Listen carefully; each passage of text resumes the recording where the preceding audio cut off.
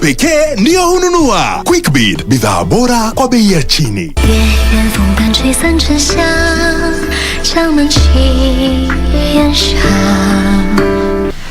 Silly girl, listen to me.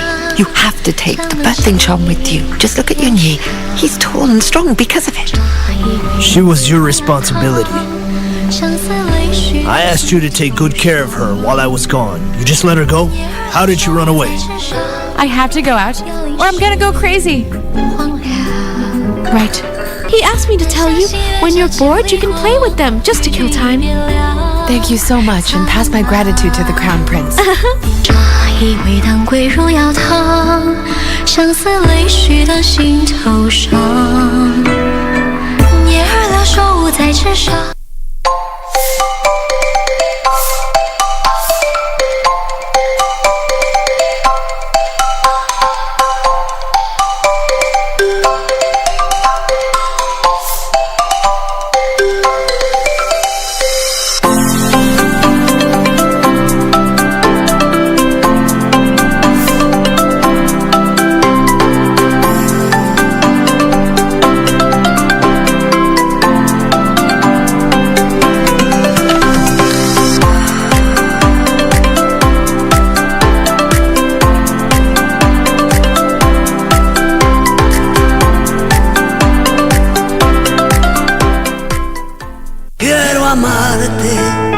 De una forma diferente, de otro modo.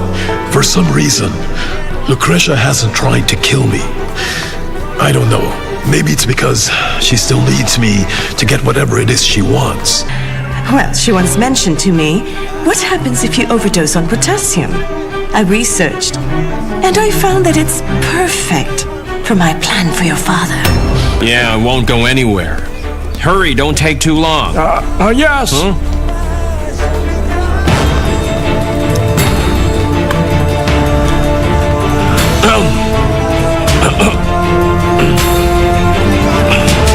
De una forma diferente, de otro modo, nunca igual al de otra gente. Respetando tus...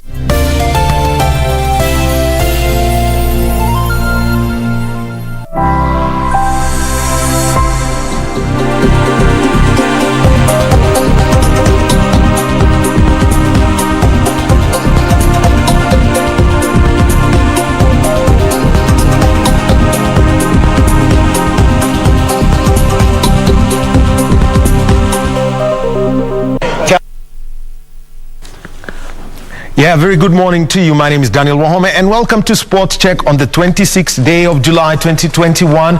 It's another Monday when we get into conversations around sport. We shall be talking about recreational running and doing it for the city of Nairobi and enjoying the beauty of the capital. That's a story about the Nairobi Run that takes place on the 14th and 15th of August. It's going to take over a weekend. It has no time limit. As long as you don't break the curfew, you are going to be safe. It's going to be okay for you. That's one conversation that we're going to be having. We shall also be talking about Team Kenya at the Olympics and also the rugby program. That's the main focus for Team Kenya this week, alongside volleyball, boxing, beach volleyball, and also Alubiro swimming. So conversations around that. Kenya this morning lost to the United States 1914, while the beach volleyball team lost in straight sets to Brazil. That's the team of Gaudentia Makwa and Braxidis Agala. So they did lose, and Kenya will be playing against South Africa, and that's at 1 p.m. We'll be getting into a conversation around that. And after just 2 weekends ago, we had one great moment when the Kenyan women, the basketball lionesses, defeated Egypt and qualified for the AfroBasket Championships. Well, in February, the men had qualified for the AfroBasket Championships. That's going to be in Kigali, Rwanda. And we're going to be having a moment where I'm going to get dwarfed by Coach Sadat Gaya and also Ariel Okar, the man they call the Doctor. So those conversations around sport here with us, and also keeping up with what's happening in the news. We shall be joining Yusuf Farah, and he's at the Kenya Institute of Curriculum Development headquarters in Nairobi, and there's a conversation about teacher preparedness, and there is also the matter of Madera MP Rigathi Gachagua, who is being arraigned in court today after spending the weekend in the police cell. So for all those conversations, join us over the next 2 hours right here on Sport @SportsCheck. Our Twitter handle is @KBC English. Our hashtag is SportsCheck KBC.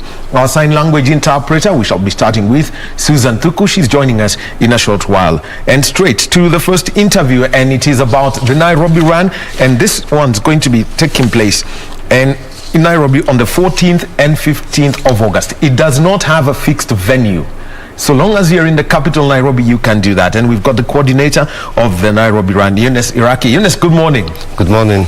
All right. And just to mention, Yunus is from Morocco, and Morocco has got an interesting running history. We can talk about, Hisham El Gerouj. We can talk about Ida Wita. Yeah.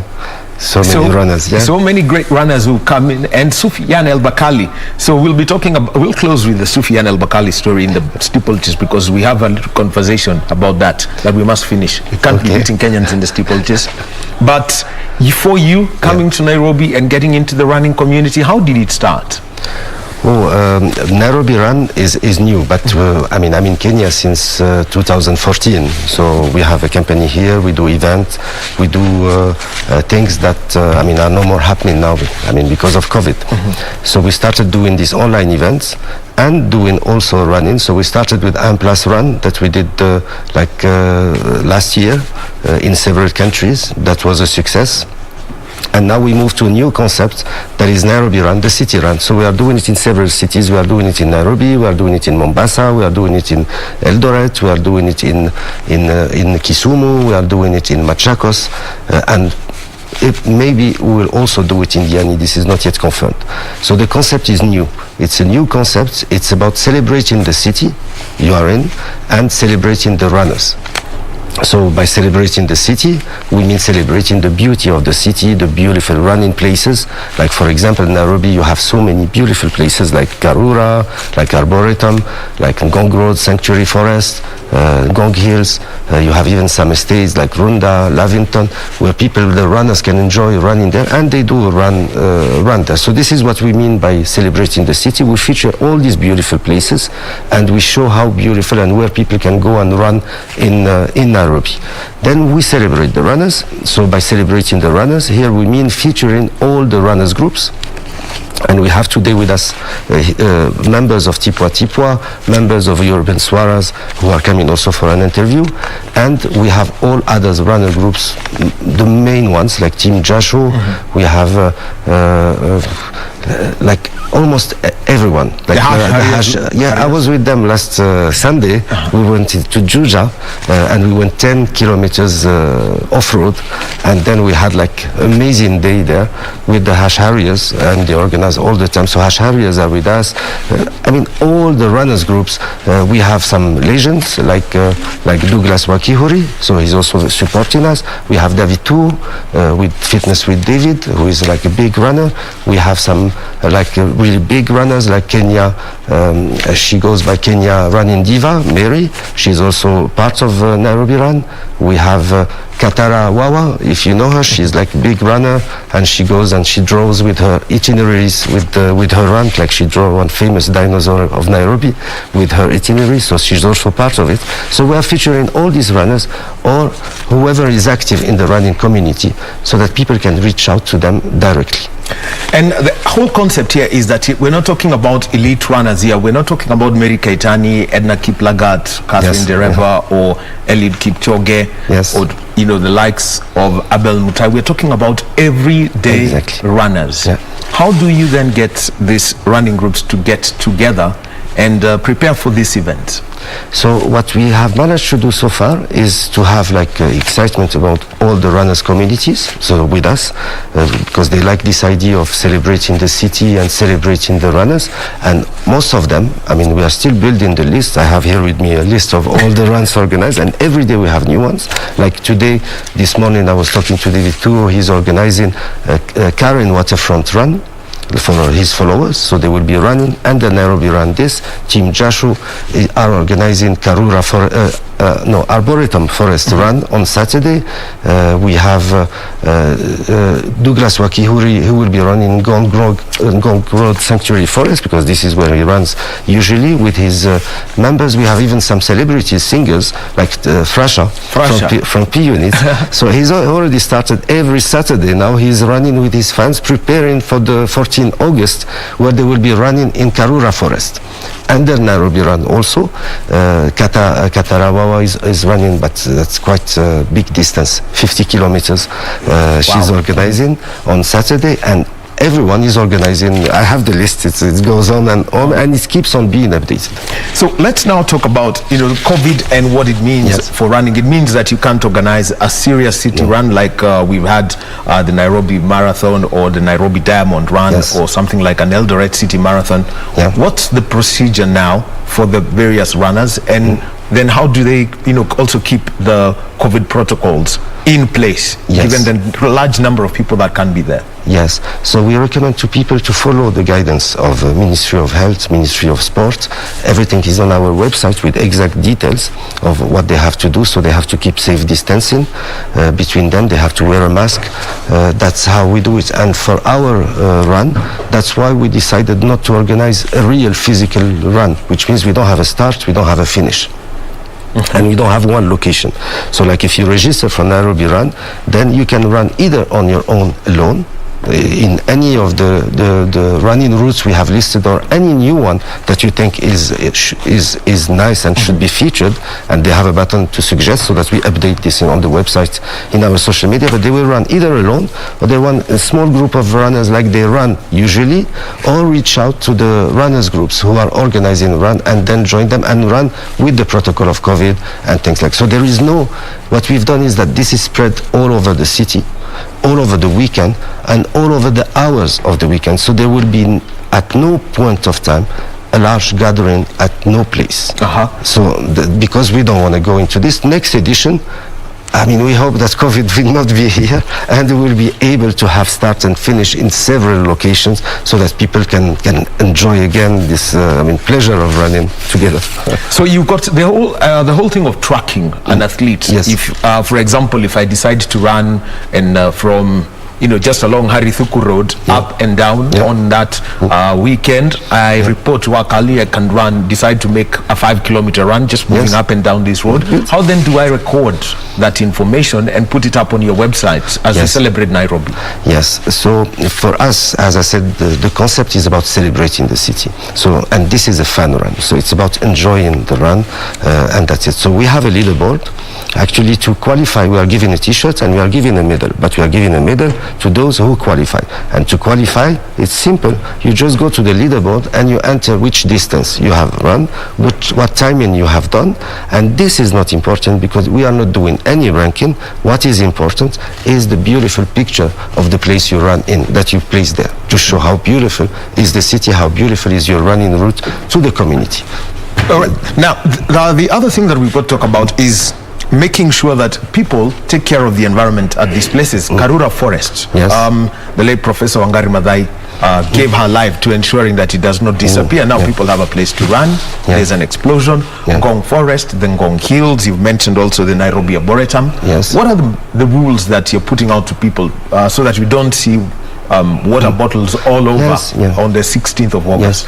The rules are already in place by Karura Forest, by Arboretum, which means when you enter, you cannot take with you plastic. There is no plastic allowed, no trash. So everyone will be following the rules of the location that are already in place.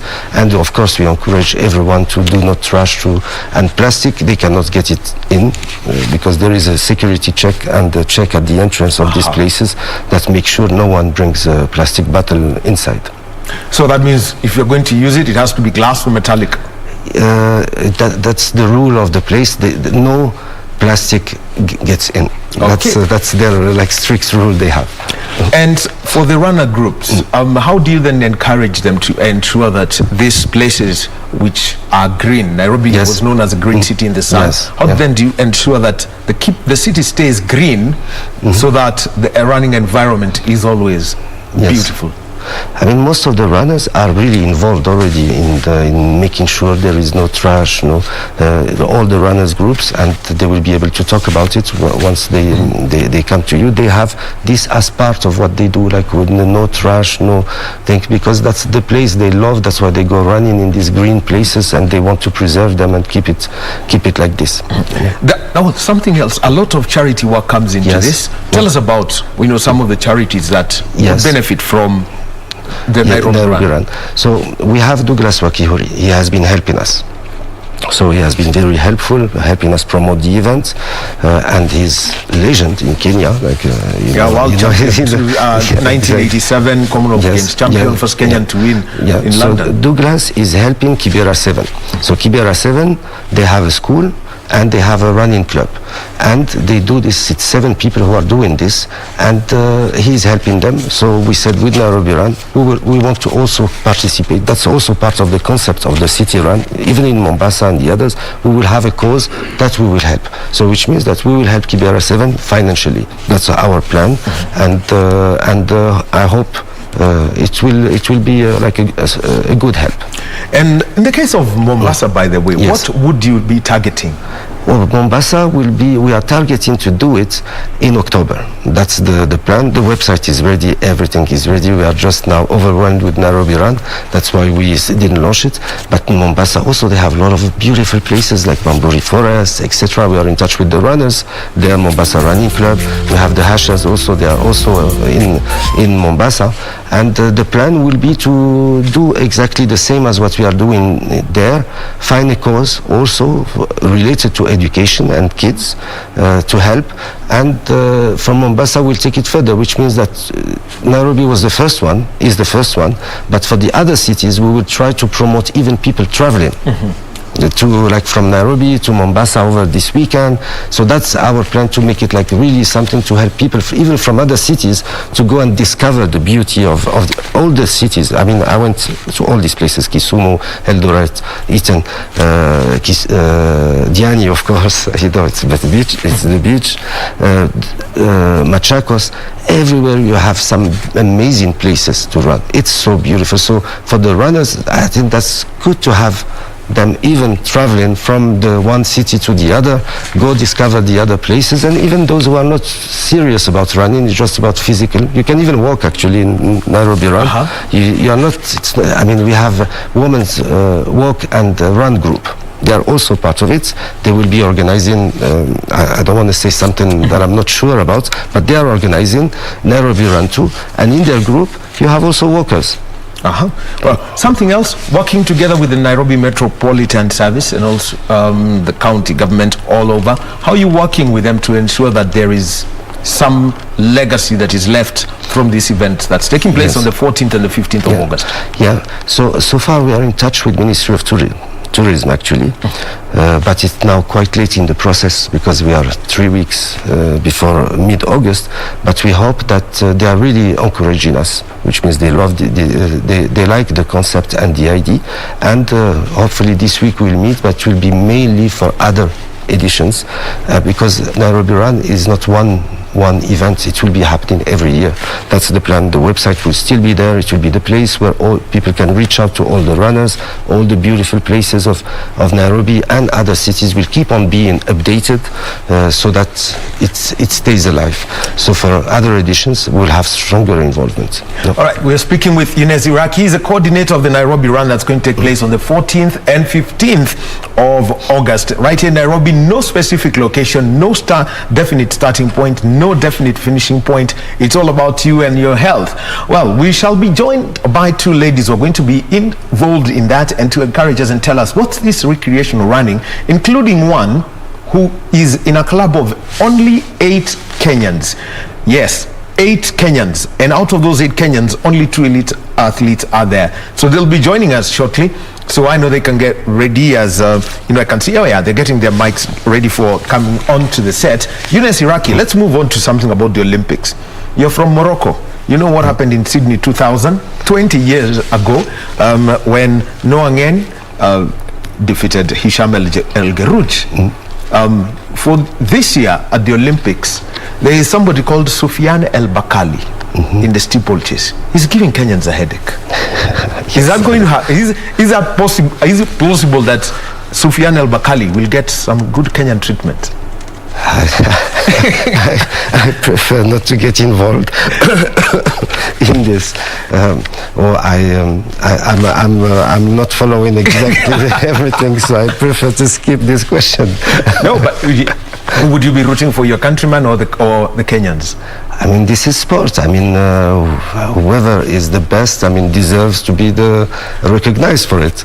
Yeah. So good luck to all of them, and I'm sure it's a fair play, and it's about sport and competition. Well, Yunus Iraqi has decided that he's going to skip that. Well, you know what? In less than 2 weeks, I'll have to send him a text and remind, and then he's going to say, yeah, I know Sufyan al-Bakali. He's going to take the steeplechase. More conversations about the Nairobi run coming after a very short while. We will be joined by Avani Shah, who has run in all the world marathon majors. She has done all 6. She has her medal that comes with that. And also we're going to have Margaret Wambwe from a club known as Tipwa. How would you come up with a name like that? Aban Suarez, there's Tim Jasho. We already know about the Hash Harriers. They're joining us. Conversations about everyday champions in just about 2 minutes, as you know, Iraqi leaves the set. Thank you very much. Thank you. Hope to see you at the Nairobi run. Yes, I'm here. All right. So my director will go. A quick break. All right. Well, Iraqi's just decided to walk. So the ladies, let's come join us in just a short while. So I'll just give you a profile about Avani Shah and Margaret. They can, as they join us on set in a short while. And it took 6 years to run, to take, it took 3 years to get to that 6-star medal. Let's take a short break as Avani and Margaret join us on set.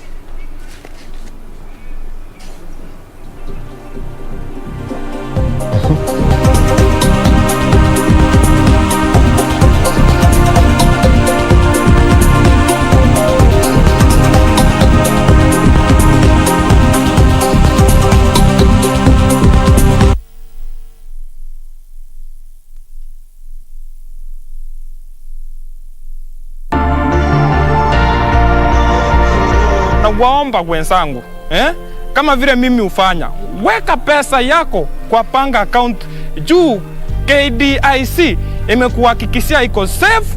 Weka kitu kwa panga.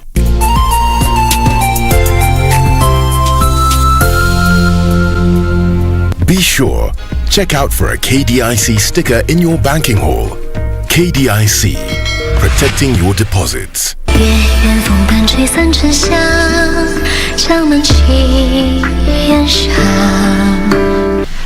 Silly girl, listen to me. You have to take the birthing charm with you. Just look at Yunyi. He's tall and strong because of it. She was your responsibility. I asked you to take good care of her while I was gone. You just let her go? How did she run away? I have to go out, or I'm gonna go crazy. Right. He asked me to tell you, when you're bored, you can play with them, just to kill time. Thank you so much, and pass my gratitude to the Crown Prince.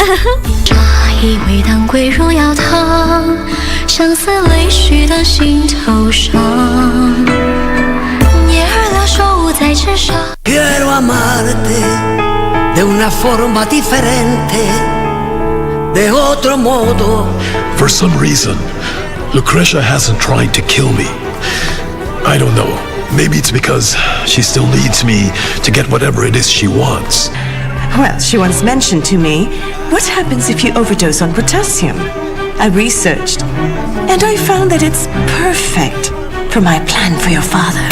Yeah, it won't go anywhere. Hurry, don't take too long. Yes. Huh?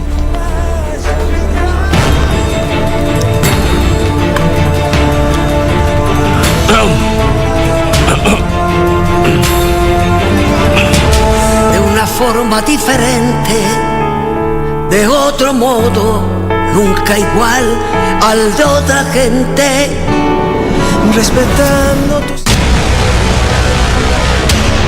get the VIP access to the best shows on KBC Channel 1. We have something different, something special to spice you up.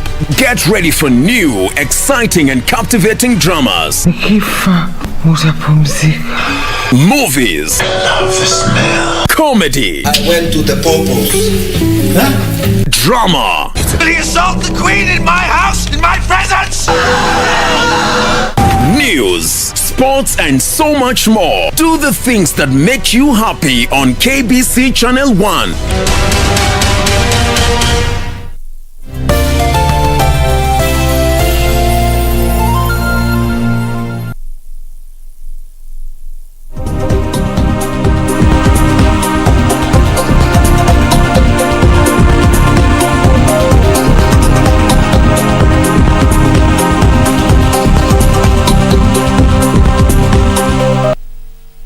And welcome back to Sports Check on this Monday morning, the 26th day of July 2021.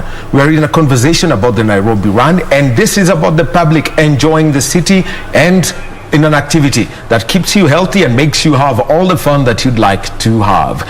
We are joined on set by two ladies. On my immediate left is Avani Shah, and she has got a 6-star medal from the World Marathon Majors.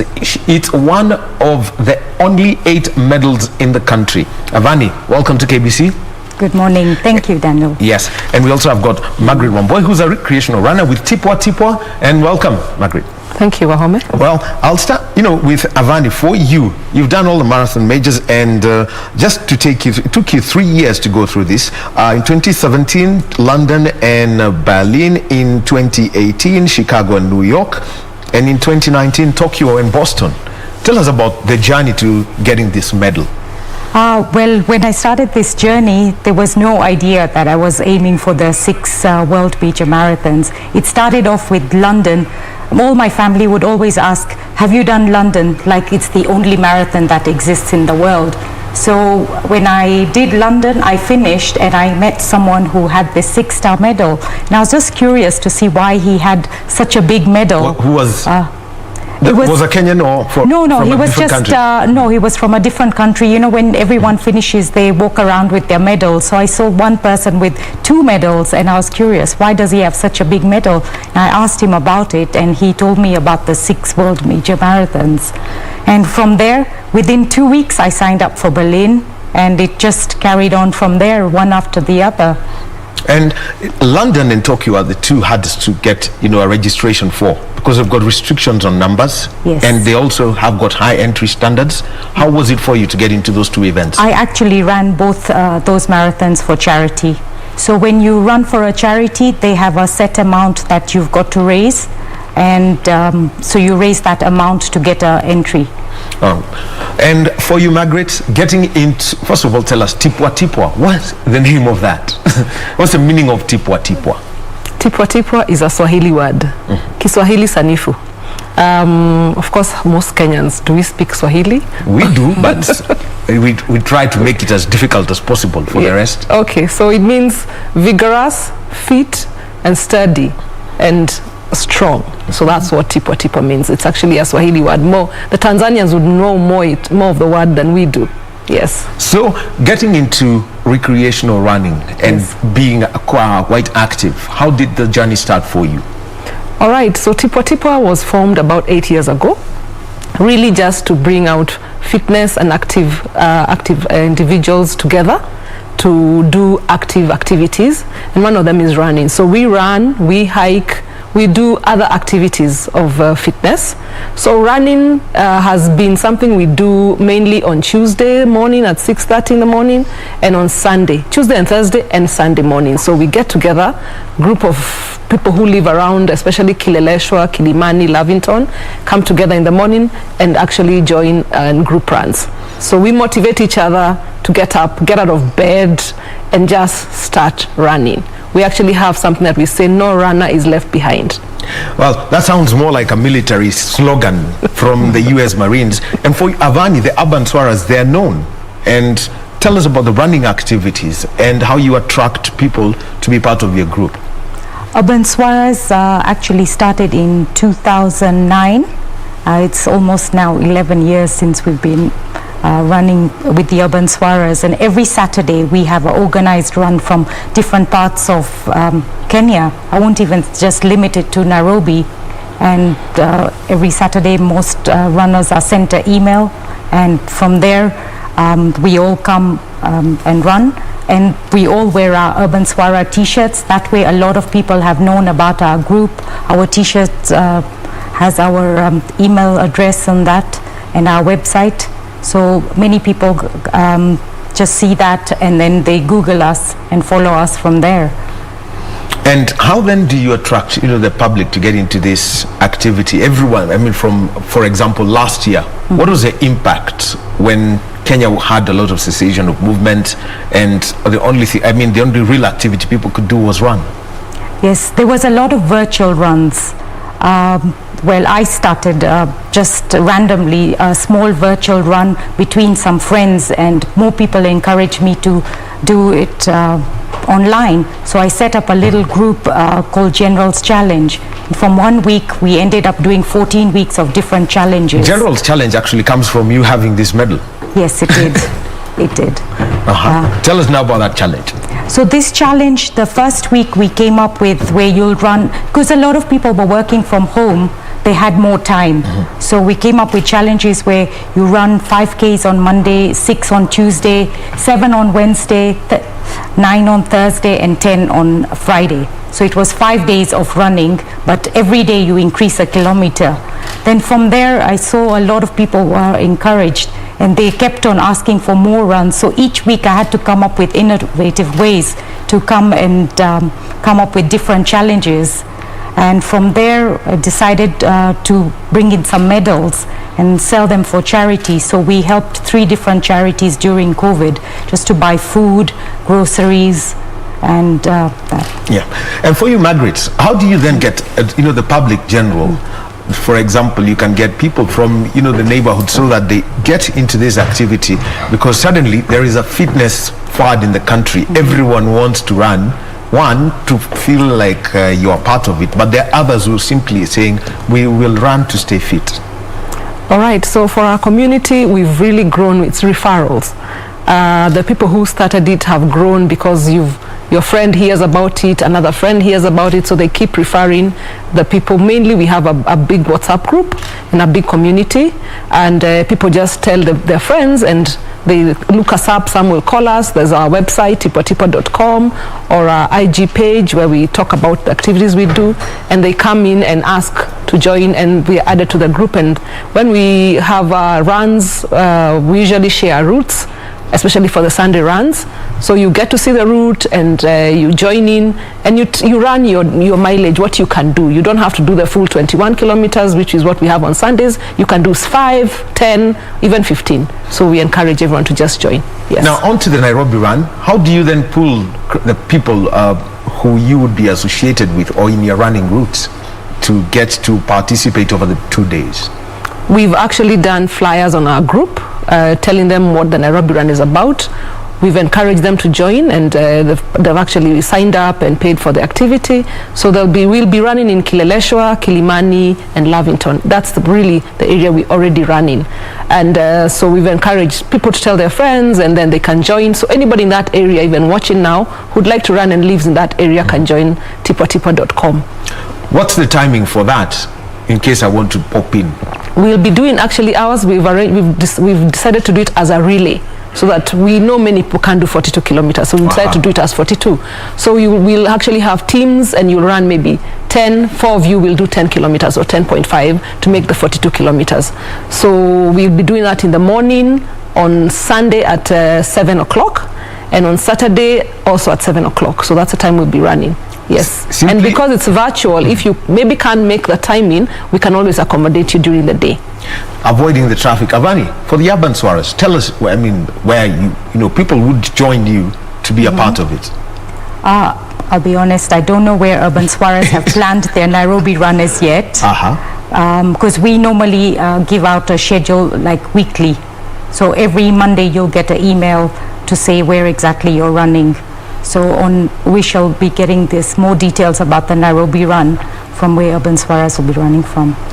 One of the things that people fear when it comes into getting into recreational running is there is a perception about a cost. Is it expensive to get into this? It is not expensive, because we have an organized event every Sunday where we charge 800 shillings. Otherwise the other runs are free. So it's not expensive. What you need to invest in as a runner is you need to have good shoes. You need to have your kit. You can't come in. You need to have so that you're comfortable during your run. The dry fit shirt, the dry fit pants, good running socks so that you don't have blisters. And come and we'll talk to you and explain to you how to run, and you're good to go. Well, still a lot of conversations around charity for this. Any charity that you're going to be involved in, Avani, as we get into the Nairobi run? At the moment, no, but I still want to run for Shoe for Africa, which is a charity that's based in Eldoret Hospital. Yes, tell us about the Shoe for Africa and what, because I know Eldoret, the moment you mentioned shoes and Eldoret, talking about another probably 50 runners in the making. Yes, Shoe for Africa is based in, is part of the hospital in Eldoret, which was opened by Toby Tanser. So he actually affiliates with New York Marathon as well. Since I have done all these 6 marathons, I would like to give back to the community. I was supposed to run New York through his charity this year, but it's not possible this year with the work commitments. So hopefully next year I plan to run for Shoe for Africa. It's nice to do a charity where you can bring back the money back into our country. Running is related to Kenya, so why pay for charities abroad? So if we can bring the money back here, that would be a great incentive. Well, Jeffrey Kamoror and Mary Keitania, Eldoret people, winners of the New York Marathon, they should be involved. And also Douglas has won that. Is he involved? Douglas Wakihuri? Not much that I'm aware of. All right. For Tipwa Tipwa, what's a charity that you would see you would want to get involved in around this Nairobi run, because there is a story of the city and enjoying it, and also the people? All right, for us, really the charity is mainly to help the young children going to school, because we have children who've done well in exams and you're finding they're not getting into schools. So that's really the charity we'd want to get into for now, yes. What about getting the youth involved in this? There's always that conversation. The young people these days, they want the PlayStation, they want, the big headphones and the music. How then do you get them into running? I live with 2 of them in my house. And it's really it's a fight to getting them. My children like basketball, and even getting them out to do even hiking is difficult. The way we encourage them is getting them with groups of their friends. So when you get their friends to come together, then we'll tell them, let's do this together. That they find better than trying to it's not easy to actually get them to actually join runs. Yeah. Well, she's from a generation who are keen for starting out to play. I come from that generation. Avani, how then do you get, the youth involved? Because it's a real concern about e-sports, which is quite exciting and it's growing. But what about, the health and the future of, the future generations of this country? I guess it's just encouraging them to get out and do whatever they enjoy. I mean, some children love football, some love basketball, netball, team sport. But running, I've tried it with my kids. They don't enjoy it much. So what I try to do is I get mums and their kids to come out. So some of my friends are not that active as well. So I'll try and encourage them to come out walking with me, bring their kids along so that the kids all have company. Whenever they're talking and stuff, that way they can slowly just get into conversation and get out. We'll go to Karura.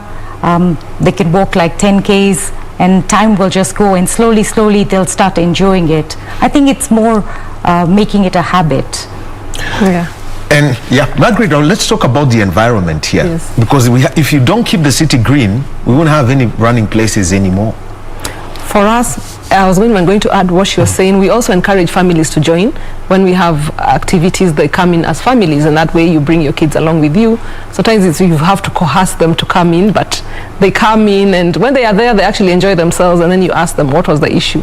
And so for environment, we are big on environment, because especially when we do our hiking also, because we are out in the fields and out there in the forests, so we plant trees. We also recycle all the containers that we use. the bottles that we use for drinking water, we don't allow people to bring plastic bottles, even on the runs. We want you to, if you're going to carry your bottle, you carry the metal ones so that you can actually take it back to your car as you go home, or you make sure you don't drop it.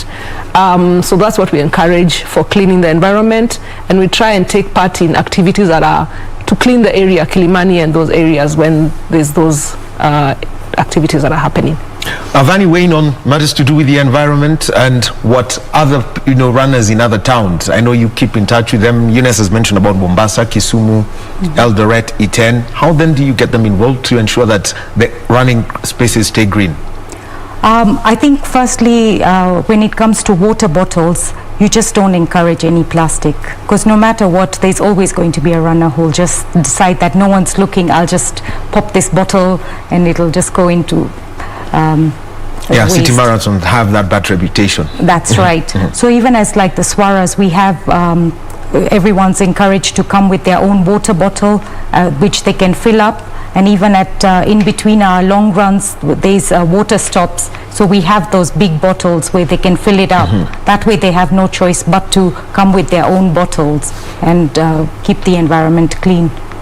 All right, one word, Margaret, for those who want to be in the Nairobi Run and why they should be a part of it on the 14th and 15th of August. It's a fantastic way to have fun and meet new people. Yeah, so I encourage you to join from wherever you are. You can also do it virtually and you'll still be part of the run. What we do, we log in our runs using gadgets like Strava or Garmin's so that you can show the distances. So wherever you are in the country or in the world, you can still join the event. Avani,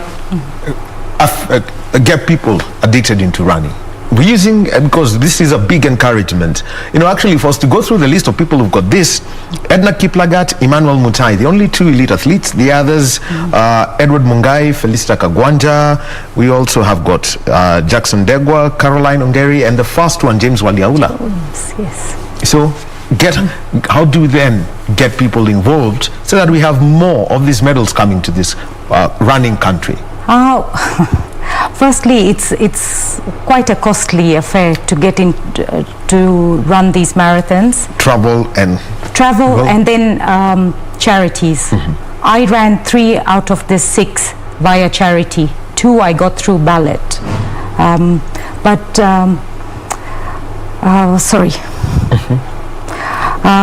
Trying to run this and raising money through charity, you just have to find innovative ways. I actually was buying and selling toys, and that's how I actually raised all the money for all the 3 charities that I ran for. Getting money for charity is not easy, because there's so many causes out there, and there's charity fatigue as well. So you just have to find innovative ways to raise money. All right. Avani Shah, she is a 6-star medal winner, which means that she has run all the 6 marathon majors: Chicago, New York, Boston in the US, London and Berlin in Europe, and Tokyo in Japan. She's one of those who's going to be involved in the Nairobi Run the 14th and 15th of August. Let's all enjoy the city, and like it has been told, in October we will be going to Mombasa tuaja na tutakuwa tipwa. That's the correct word to use. It means that you're strong and you study. And also, Margaret Wambui, thank you very much for joining us this morning. Remember, stay fit, keep running, do not litter the environment, and if you do run at a place, make sure that you do plant a tree. Keep your city green. We'll be taking a short break, and you all know the big conversation that's all around the world of sport right now. The Olympic Games in Japan. We're joined by Michael Kwambo. He's going to break down for us what's gone down, with Kenya Sevens. They'll be playing against South Africa at 1 p.m. after losing to the United States in the morning. And reactions from Madison Hughes, Martin Yosefu, Jeff Oluoch, Collins Injera, and Coach Innocent Simiyu. Coming up in just about 4 minutes time. A little break, and we talk about the 5-ring sport.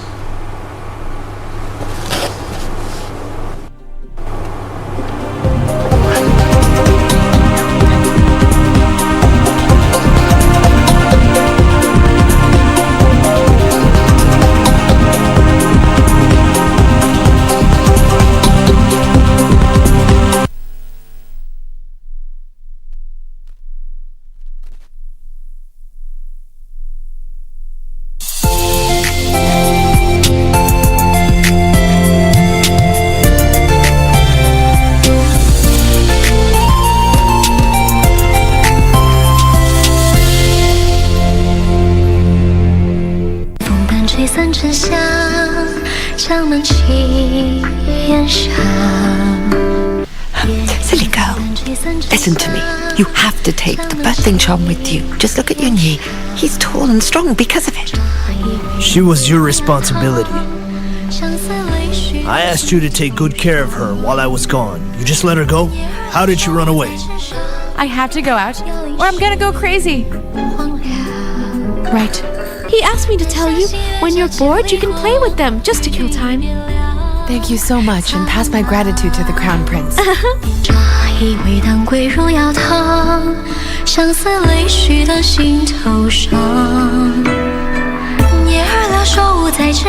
Quiero amarte de una forma diferente, de otro modo. For some reason, Lucretia hasn't tried to kill me. I don't know. Maybe it's because she still needs me to get whatever it is she wants. Well, she once mentioned to me, what happens if you overdose on potassium? I researched, and I found that it's perfect for my plan for your father. Yeah, I won't go anywhere. Hurry, don't take too long. Yes. Huh?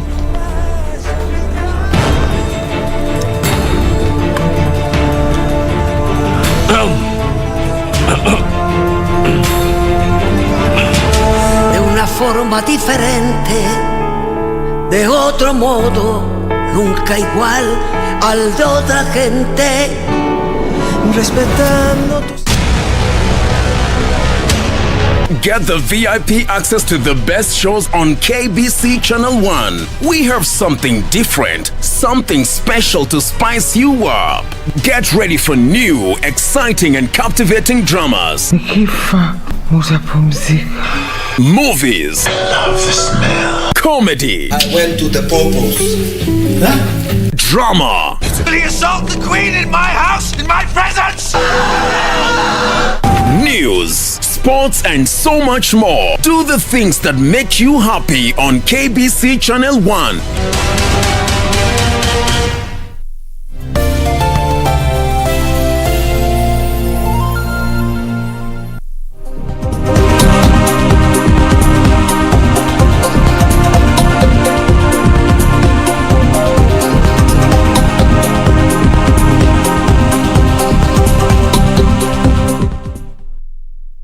And welcome back to Sports Check on this Monday morning. My name is Daniel Wahome. We're getting into a conversation about the Tokyo Olympic Games. And yeah, Kenya already in action. 2 boxers have been eliminated. The rules of the competition at the games are, the moment you're eliminated, you leave Japan within 48 hours. So which means that Nico Koth and Christine Ongare will be back in the country after being eliminated. We shall be hearing their reactions and also from head coach Musa Benjamin, who leads the Heat squad. Plus, we shall also hear the reactions from the Malkia Strikers players and player Sharon Chepchumba, who was the star yesterday in the match between Kenya and Japan, coach Paul Bitok, plus also Kenya Sevens. They played this morning against the United States and they lost 19 points to 14. And what a story that one turned out to be. Madison Hughes turning that game inside out with 1 break, and for Collins Injera, another try at the Olympics, for Jeffrey Oluoch getting a debut try at the Olympics, and also Martin Yosefu turning out to be one of the destroyers of that. And to get into a conversation about the rugby, is a person who's been, rugby is his life and also communications is his life. Michael Kwambo. Good morning, Michael. Good morning. First of all, your take on that match between Kenya and the United States this morning? Well, it was a fine contest between the 2 teams. Very thin lines to separate them. I think that disallowed try for Kenya and the ensuing play, that was the difference. If it was in boxing, would have said the USA hit Kenya with a sucker punch, because for me both teams are evenly matched. It turned out to be a one strong contest. What were the strong points that you found from Shuja vis-a-vis the Eagles of the United States? The Shuja's continuity, the fact that they were able to keep the ball alive. I've just been looking at my Twitter feed a few moments before coming on to set, and one of our experienced match commissioners, former Kenya international, says there was no knock-on in that game. By the way, interesting. Yeah. Actually, there was one, and it was by There was only one scrum that was called. Yes. And Kenya won it. And Kenya won it. So in terms of ball handling and possession, you can see the boys are actually ready, they're sharp. Like I said, just a moment of them being caught snapping, and that was it. So they have to show up in the next game. There is a conversation that people are having. I mean, the nature of the Olympics is that this competition is brutal. 12 teams, 3 pools, which means that the pool winners automatically qualify for the semi-finals, and only one of the 3 sides that finishes second would now joins them for the playoffs, you know, for now to get into a real contest for a medal. What has been your take of, you know, how, I mean, what would be your take of the mental approach to this tournament? Treat every game like a final. You just have to treat every game like a final, because you see, like now, giving you the context of Kenya, losing the first game after leading 14-12 with literally the last play, they must now defeat South Africa, then Ireland. There's no two ways about it, because I believe that would probably put them top of the pool. Who knows? But that is my take so far. If you look at the other results as well, who expected Argentina to blow away Australia? Then the fight back from the Australians as well, which was quite massive. Actually, we'll be coming to the other matches, but right now, let us get the reactions of the Shujaa team, Coach Innocent Simiyu, and 2 players, Colin Zinjera and Jeffrey Olwuoch. Mugo, you can drop that reaction video for me from the Kenya Sevens team. Going to be a dogfight pool. I think for us, we knew what you're up against, and I think for us, we let ourselves down a bit at the end there, but we just have to focus and move on to the next one. I don't think we'll be doing anything different. I think just have our intensity and our focus in terms of getting to our racks early, and also our defensive patterns. I think that should be key. Not the start we wanted.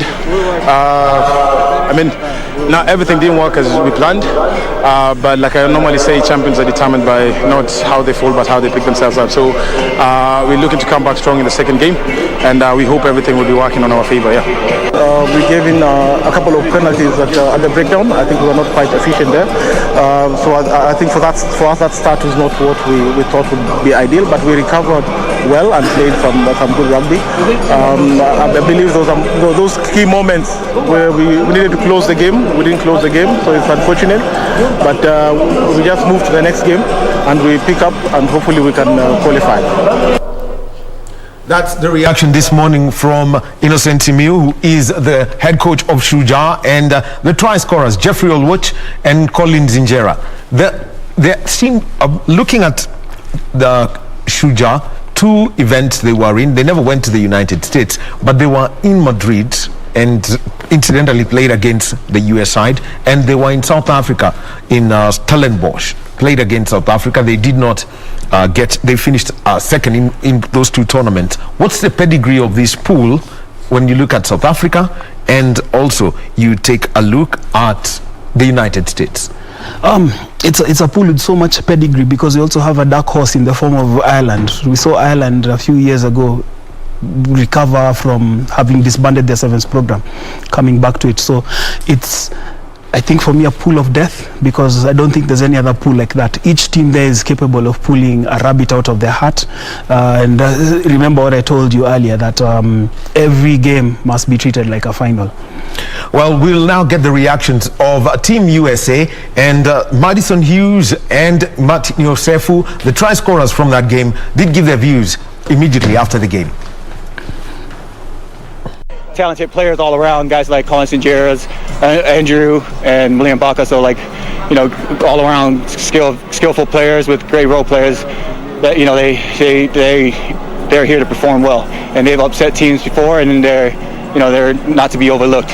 We know Kenya are an incredibly physical side, really strong ball carriers, so we knew we'd have to match that physically, and early on we did a really good job of that. Colin Isles, incredible tackling, bringing them down right away, and that's allowing our second man to get on and steal the ball, and I think that's what enabled us to start off so well. And then, yeah, they brought it, they kept bringing it, and there was the resiliency at the end that was really crucial to get us across the line.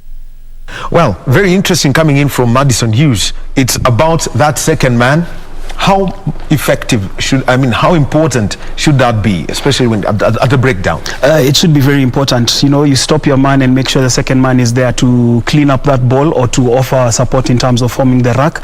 And that is typical Mike Friday rugby, straight out of his playbook. So it was expected. The Kenyans have also perfected it, though. Well, very interesting. Mike Friday, former coach of the Kenya Sevens, he is now in charge of the United States. How much of a change in Kenya Sevens have we had ever since Mike Friday left and Innocent Simiyu came in, went out, and now he's back? I think what Innocent Simiyu has done is that, if you notice, the Kenyans are using the ball a lot more. We're seeing the return of the evasive running. We're also seeing the return of the gasmen like Nelson Oyo right now. You saw every time that he had the ball when he was in possession, he was a threat down the wing.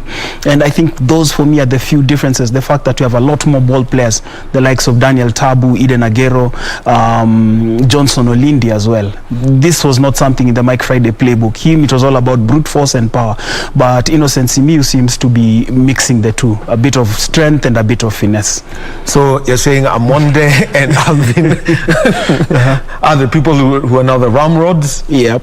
Then and overall, from looking at Ireland, when they were invited to two events 3 years back, that was in Paris and also in London, they made it to the semi-finals.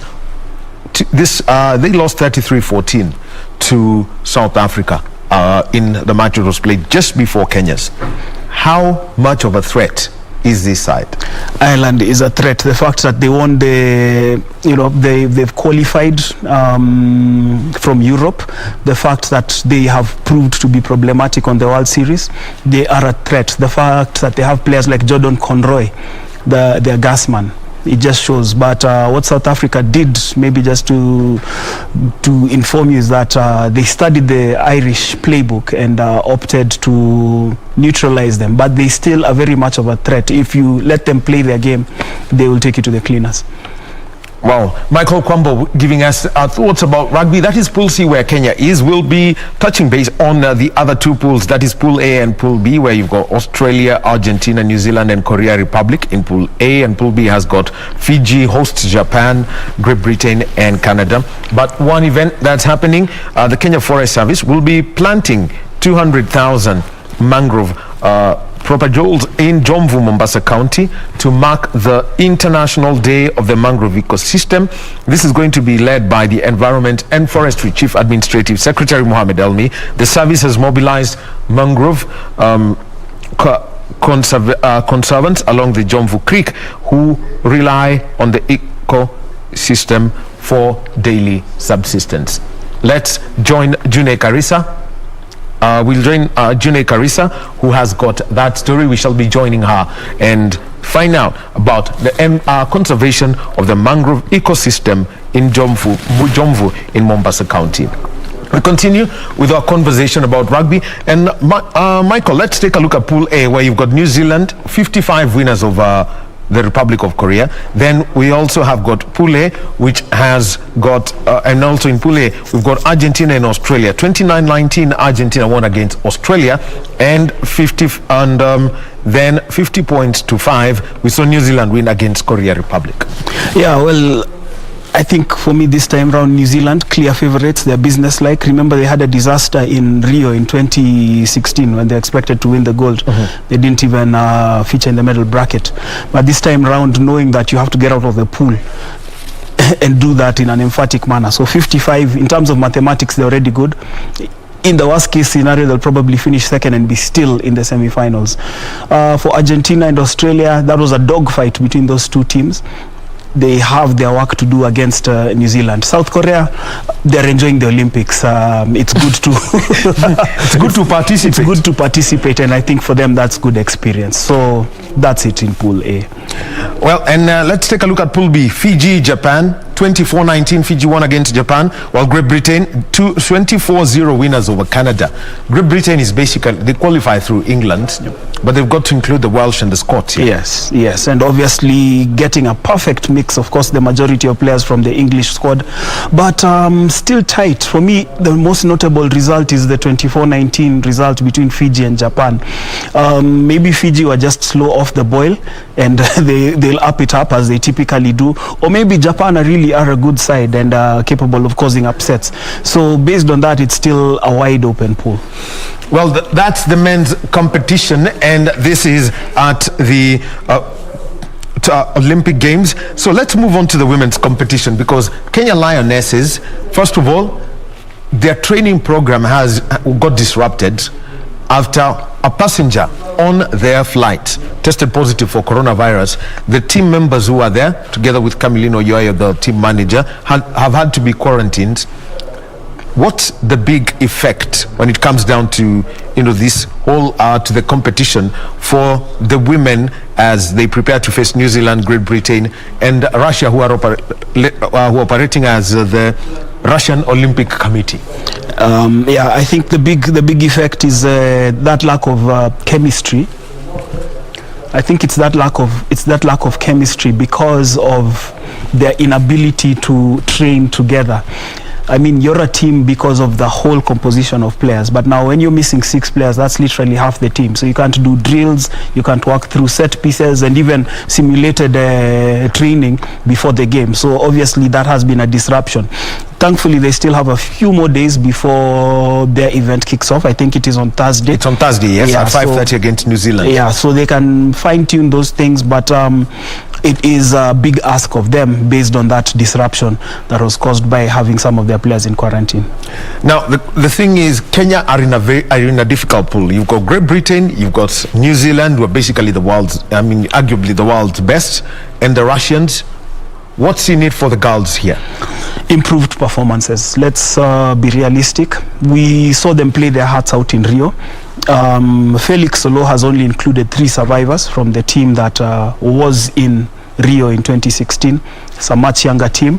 The average age is 24. Yes, which is success also. And maybe just to deviate a bit, we saw the Rugby Africa Cup taking place, and the Kenya Lionesses playing without their 7th players because they've done that through and through. So it's a good transition, and they have been impressive whenever they've played in invitational tournaments around the world. I think it's still another opportunity for them to just take the fight to the opponents, and in the end, argue a case for women's rugby not only in Kenya but in Africa as well. That is how I choose to look at it. Now let's take a look at the other pools: Australia, Japan, United States and China, and this is in Pool C.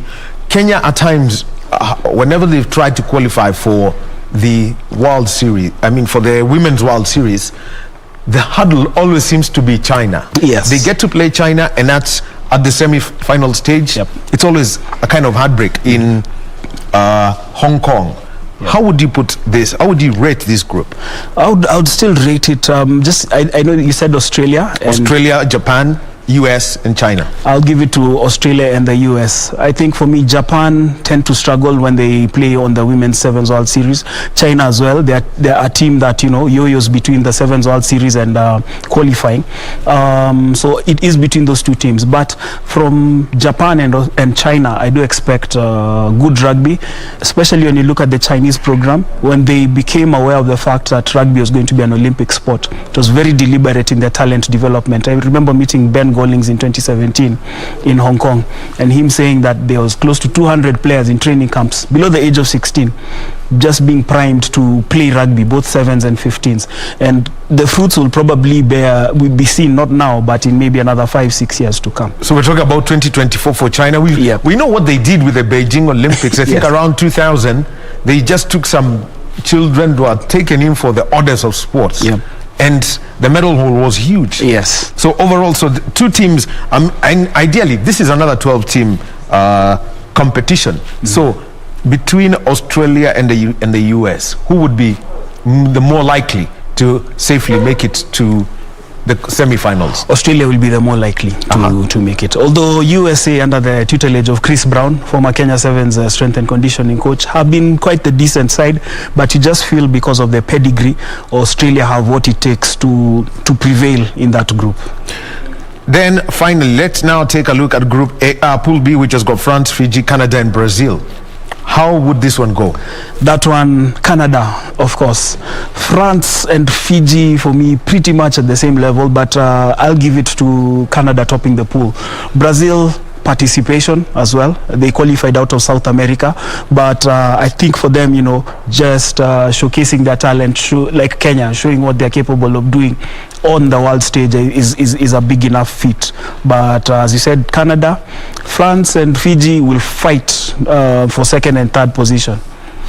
So there you've had it. That's a rugby competition at the Tokyo Olympics, and tomorrow and on Thursday, and that is the 29th of July at 5:30 a.m. Kenya will play against New Zealand, and then they will play against Russia at 1 p.m. on the 29th, and then on the 30th the final pool phase match is going to be played, and Kenya will be playing against Great Britain, and after that it's the classification matches from the 30th. That's at in the afternoon session that's going to be there. Let's move on to another sport. Well, the beach volleyball girls this morning, Gaudensha Makoa and Braxidis Agala, they lost to Brazil 21-11 and 21-9. That was in their beach volleyball competition. It was a debut for them, and this is after they qualified through the Africa path. The whole story of growth in competition, and especially for a player like Blackie, everyone expected that Agala would be in the Malkia Strikers squad. Yep. What's the whole feeling for players who get such rare opportunities? Okay, I think for someone like Agala, she's still making it to the Olympics, although not in her preferred code of the sport. But at the end of the day, the Olympics is the Olympics for her. For Gaudencia as well, she's been a long-serving member of the Malkia Strikers. So probably as she's easing off, winding down her career from national team duty, what a way to exit. But in terms of expectations, remember, we said that Kenya qualified through the African path, which had been delayed because of COVID-19, if you may remember. Yes. And they're playing against teams which are established, teams which are playing in the World Beach Volleyball League, and which I know as recently as 2 weeks ago are in action in Italy. So placing so much expectation on them will be, be too much an ask of them. I think let them go out there, get the exposure, and then in future, we can look at how to grow this game. I think it's more about long-term player pathways than expecting instant coffee results from the people we've sent there. Well, that's the beach volleyball side. No, well, Michael has said, do not expect any instant coffee result. In Kenya, instant coffee results are demanded all the time, especially when it comes to sport. You've got to work long. But what about the Malkia Strikers? Yesterday, they played against host Japan in their opening game. They lost that game 25-15, 25-11, and 25-23. That third set had Kenyan Twitter abuzz, and everyone was asking, Japan? They actually can be taken for a run by the Malkia Strikers? Well, let's get the reactions of the star player of the game, Sharon Chepchumba, and the coach of the Malkia Strikers, Paul Bitok.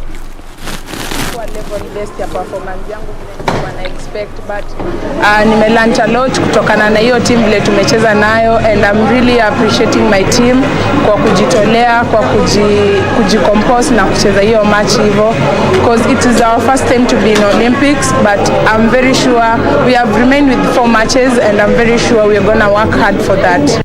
Mara yangu ya kwanza kupata timu ya Japan, kama level yao haiko vile nilikuwa nafikiria, lakini hii ni kawaida, hii naita sports.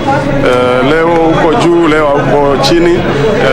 It's a disappointing moment because we had planned to win this opening match for us, but it couldn't work today. I think going forward we have to do more extra work. Japan came in reluctant, and we should have taken the advantage by winning. But we concentrated so much on Japan's team, and we forgot how we play ourselves. But I thank the players because they came back in the third set and they started playing, enjoying, which we could have done it earlier. It could have given us more chance of. Well, Coach Paul Bitok, they're speaking about that. We'll be getting back into a conversation about that, about the mentality of a player and what it actually means for Kenya, who are in a very tough pool. They've got world champion Serbia, they've also got to face Brazil, and they also have got to face South Korea and the Dominican Republic. We'll be getting to that, as we've had from Paul Bitok. Next, we shall be going over to Mombasa in a short while. Enjoy June Karisa, and she is at Jomvu, where they're getting involved in a tree planting exercise that's been organized by the Kenya Forestry Service to preserve the mangrove forest down there. That is a whole, ecosystem that is, part of Kenya's greenery and always attracts people and also has got the cultural significance of the people. So over to June Karisa, who's at Jomvu. June, over to you. Good morning, we are coming to you live from Jomvu, where today we are marking the International Day for the mangrove, conservation of the mangrove ecosystem. And joining me right now is the CAS of Environment and Forestry, who today is leading this community to plant over 3,000 mangrove propagules, which are the seedlings, so that they can be able to preserve this particular ecosystem. So let me just bring in the CAS to just tell us today what we what they are targeting to, how many seedlings they're targeting to plant, and going forward what this exercise for today means for the people of Jomvu. Welcome. Thank you very much. My name is Mohamed Elmi, CIS Environment. We're here today in partnership with a lot of partners, Eden being the biggest who have adapted this forest, this area, to plant mikoko or mangrove. Mangrove is one of those very important plants. In terms of carbon sequestration, it does 10 times the tropical forest or the other forest. In terms of benefit for wood and all that, it's available. But more importantly, it even prevents what you call tsunamis. When they come, if there is enough mangrove, they're able to stop it. So it's got quite a lot of benefits. Today here, the target is to plant over 300,000, and in partnership with Eden Restoration. And we believe within a short time, maybe the next 3 years, the whole of the coastline would have been rehabilitated. We believe about 60% is degraded. No, 40% is degraded, and those 40% are being rehabilitated now with a lot of push led by Kenya Forest Service and Ministry of Environment. Thank you. What has degradation done for the ecosystem here at the coast? When that degradation happens, first and foremost, there's a wider application for environment. As I said, mangrove sequestrate 10 times more than other trees. The other one is that traditionally people benefit, the people who live around it would benefit from it. And the benefits are many. And if it is restored, they can sustainably what you call harvest, like Lamu. There is a ban now. But Lamu, because of their traditions, because the way they take care of it, they harvest sustainably, they're able to use, and they make a lot of livelihoods out of it. And yet the environment is also taken care of. The other thing I forgot to say is the fish that we eat normally lays its eggs in two places, either the coral reefs or mangrove. So by putting the mangrove, it means we'll get more fish. And I'm sure the CCF will explain more the benefits. So let's just bring it. Does it mean that us, the human, has endangered the species here in mangrove? And what exactly can the community do as you've planted the trees? What can the community do so that they can safeguard this ecosystem? Thank you. Indeed, one of the major objectives of the International Day of Mangroves, which is marked on every 26th of July every year, is actually actually to create awareness among the communities and among all other partners that we have. As you would appreciate, we have very, very many partners because conservation protection cannot be a singular entity or a singular ministry. And that's why you can see here today, first of all, we have the very many community members who we organize as community forest associations. They work together with us. We have many other non-state actors like the Eden project. We were, for example, 2 days before, we were in Kwale, in Zombo, and in Gogoni Ngazi, again as pre-activities toward this. And we have seen working with the Bizritanium, working with the WWF and other state agencies of government, and especially SAGAS in the ministry. We also we have been joined by the Kenya Navy. Again, is a multi-agency approach towards this issue. But one coming back, you remember, same day today, 26th of June, the president was actually in Mombasa County, and he launched what is called the Fisheries Marine Fisheries Social Development Project, or a tune of about 10 billion Kenya shillings for the next 5 years. And if you heard about the commitment in that project, it is actually to increase the fishing capacity to about 300,000 tons per year, and also benefit the local community in terms of about 60,000 employment opportunity within that period. Now, this is very strategic to that project because if we don't conserve the mangrove ecosystem, if we degrade them, then actually the bedrock for the fisheries resources actually will be compromised. And therefore, that's why also we are telling the communities, they do appreciate when we are dealing with the issues of irregularities, the issues of encroachment, issues of wood cutting. Like, for example, in Mombasa, one of the challenges we are dealing with is illegal deforestation, because people are supporting what we call the illegal brew, changa dens in the mangrove areas. And the communities don't appreciate that by them cutting that wood, they are compromising the fish that they would actually enjoy as a community. And therefore, this is a serious issue. It's actually also a security issue, because when the population within the coastline from Lamu to Mombasa, and especially the youth, don't get fruitful engagement, they find themselves doing other things. And therefore, that's why we're happy today also to engage the youth. As we are saying through the project, we have been able to engage youths. Today, for example, we are planting about 300,000 propagues of mangrove. We have engaged the youth. They'll get some livelihood out of it, and more so, we'll be able to sustain the 70 or 80% economy on fisheries, in that regard. Remember also, we have the issues of the salinity and the ocean rise, and you will appreciate in some areas the saline water is actually encroaching on the land, and therefore turning land that was allowable not to be allowable. And therefore, you are making communities who are depending on agricultural system, their soil has been turned saline, and therefore they have lost their livelihood. Again, it's because we have destroyed our ecosystem, both terrestrial and also the marine ecosystem. And therefore, it's a strong day for us as Kenya Forest Services Ministry to rally all Kenyans wherever they are and try to create awareness that we must come together to protect and manage and highly conserve the mangrove ecosystem. You have seen today also we have been able to launch two boats, marine boats, to enhance surveillance, and I'm happy that the Eden project have also done a total of 9 surveillance boats that are going to support our ecosystem, our Kenya Forest Service rangers, to work from Mombasa, Kwale, Kilifi, Tana River, and in Lamu. And to us, it's a very good welcome, for the day. Today, they have also adopted about 4,000 hectares of mangrove area that they're going to be able to restore, and today was the first step working towards that. That was quite a handful of information. Now the ball lies solely with the residents here to ensure that this ecosystem stays afloat for the next coming years. We will be engaging more with the stakeholders and bringing you more details up to in our bulletins for 1 p.m. Right now, I hand you back to you in studio. Carissa, who is at Jomvu, where seedlings of the mangrove tree are being planted, and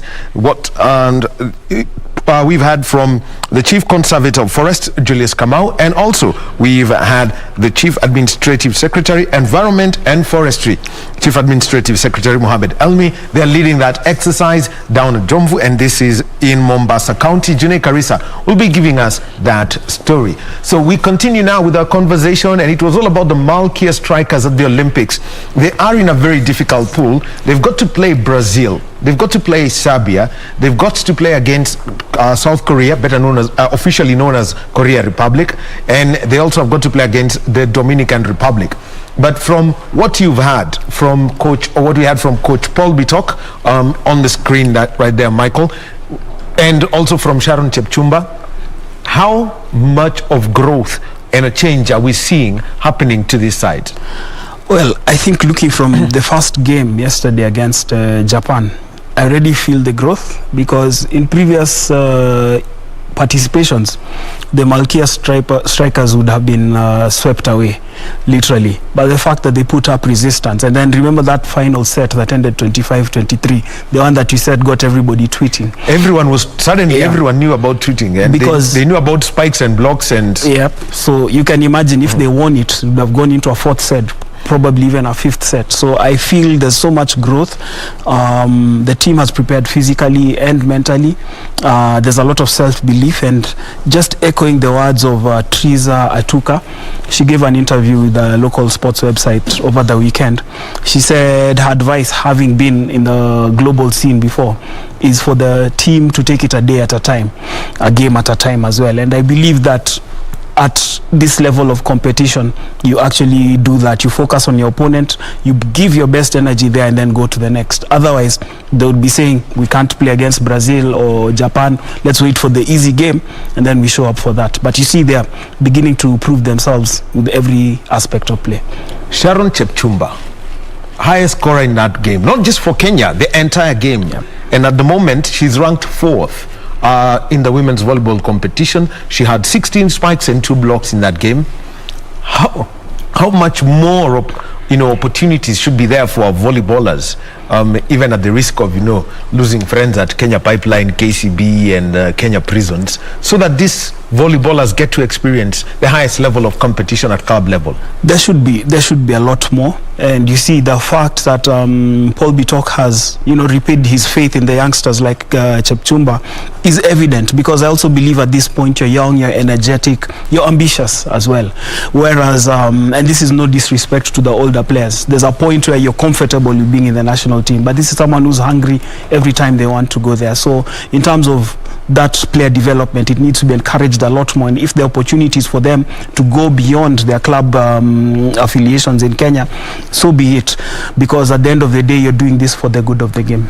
Well, Michael Kwambo is here with us, giving us a conversation. Now let's move on to the sport that nobody plays, talking about boxing. The Heat squad, 2 members out, 2 will be in action starting tomorrow. That's Elia Joe in the heavyweight and also Elizabeth Akinyi. But what were the reactions of Nico Koth, who lost 3-2 in his fight, and also the reaction from Christine Ongare, who lost yesterday to Irish Bagno of the Philippines?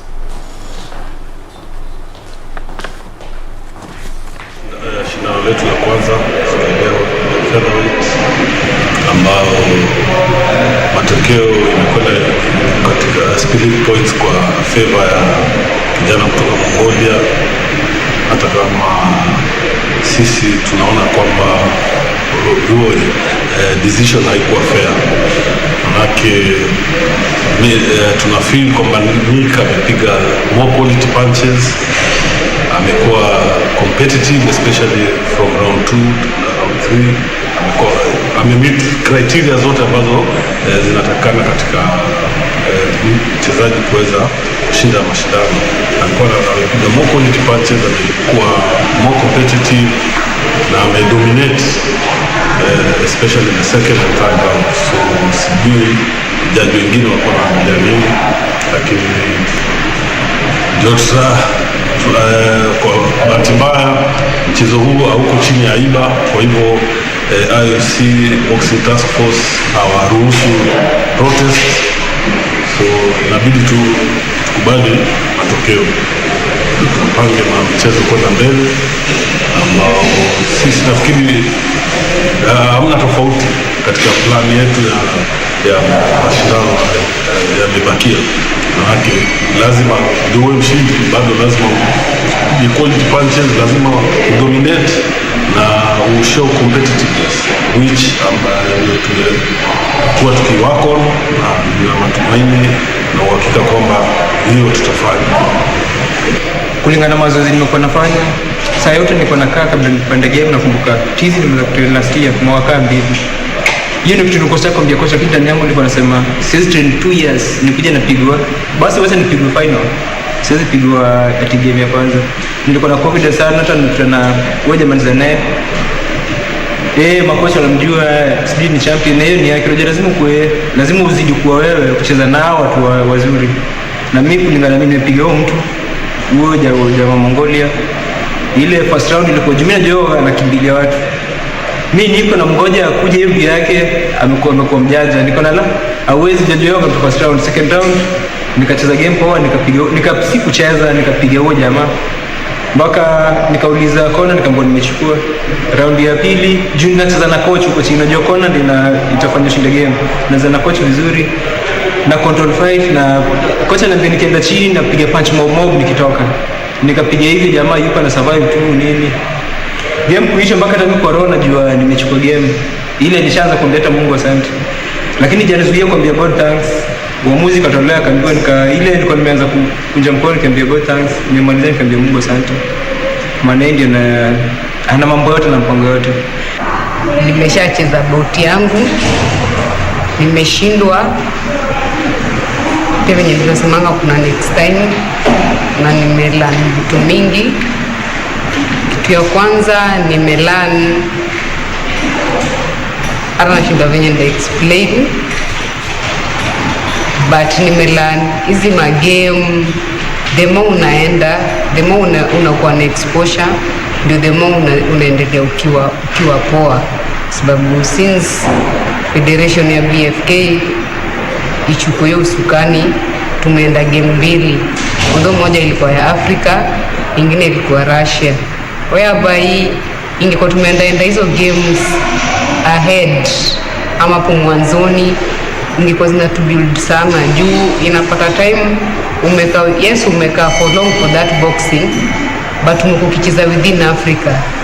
Na Africa kulingana na ile game tulicheza Kinshasa inaonekana game yetu ni kama moja, so tukitoka kwa hizi nchi za nje Europe zinakuja kutupatia challenge sana juu sisi game style yetu ni moja kama wa Afrika, so pia exposure ni kitu ya maana, and nimelearn to more challenges inakoga ni bidi nipande weight juu kwa Olympics hakuna light fly, inabidi nipande nicheze fly, so yes nina speed but inafika time nikishaanza kucheza game clinching sina hiyo strength. Utapata mtu ametoka maybe fedha, ametoka bante, anataka hii fly kwa sababu ndio it is Olympics, so pia kuna venye inanipatia challenge ikishafika mahali pa game, but in all and all mimi na thank God kwa sababu dream nimetimia kwa dream yangu, hata kama sijatoka na medal still bado najua kuna wale wa mademu kwenye wanaadmire kufika tu pale nimefika. Well, Christine Ongare, Nick Okoth, and head coach Musa Benjamin. Well, Mike, briefly, the Nick Okoth scenario, the fight, it was a close contest, but there's something about amateur boxing. It's 3 rounds.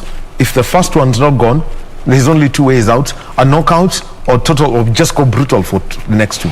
True, and I think Nick Okoth was slow getting onto his blocks in the first round, and I think for me that's where the difference was going to be, because the second round, as we all agree, he took it. Third round was equally too close to call, but the basis being on the first round, 3-2, that was it. Then Christine Ongare, it's rare to get such a realistic view of an event from a Kenyan sports person. They always say, unajua tulionewa, we was in for, we'll try it next time. So what's the conversation now that should go forward from what Christine has said? Remember before we've talked about also, things like data and science, and in a way, Christine Ongare is alluding to that, the fact that she was a light flyweight who had to up her weight class so that she can fight. Yes, she went through the strength and conditioning regimes. Then also the issue of exposure. Though when they were talking about, we need to go out the country to fight against boxers from other continents, I'm thinking probably you can also remember Wahome in the 80s, and when Kenya was a boxing powerhouse, there used to be a lot of interactions with teams as well, the hit squad going and those teams also coming. So I believe Kenya is in a position right now with all this love for sport to actually host events that not only showcase the country as a sports tourism destination, but also give an opportunity for various sporting disciplines to expose and develop their talent, because this is the only way you'll be able to get your athletes to compete at high levels. Maybe we may not be lucky with athletics because of high altitude, but things like boxing and everything, if you can organize those contests here, well and good, and we'll be able to grow the sport and develop the boxers as well. Well, Michael, let's now close this conversation with something that, there was a volcano on social media last week, and this is actually on Friday, and this is after the National Olympic Committee gave a communique, and this was it was titled "Corporate Conduct Around the Olympics," and the message is simple. They know who their partners are. There is, I think, the charity sweepstakes, East Africa Breweries, Safaricom, the government of Kenya, the kid sponsors Nike. So they say, these are our partners. Here, these are the people now who can move. Pumped in so much in terms of sponsoring the teams, supporting the athletes. It's only fair that they get that just recognition. I'll take you back to 2016 when Kenya won the Singapore Sevens, and suddenly we had every Tom, Dick and Harry, some powerful politicians who held posts in the Nairobi, whatever, coming to. Yeah, there was a congratulatory message about winning the Singapore Safari Sevens. Yes, and all these things. And suddenly the spotlight was taken away from the people who have worked with that team. So I feel it's just, it needs to now be enforced. Maybe I'm preempting the answer to the other question that you had asked, but you can slide right into it. So I think that it's creating a precedent that ideally should be embraced by all sporting teams and organizations, because Wahome, you've done so much work, like I said earlier on, in terms of supporting the team and so on and so forth. Then at the last minute, somebody comes with their 2 shillings and wants to claim all the glory. And yet you know how much you've done in terms of your investment, both morally and financially. So I think that's the way to go going forward.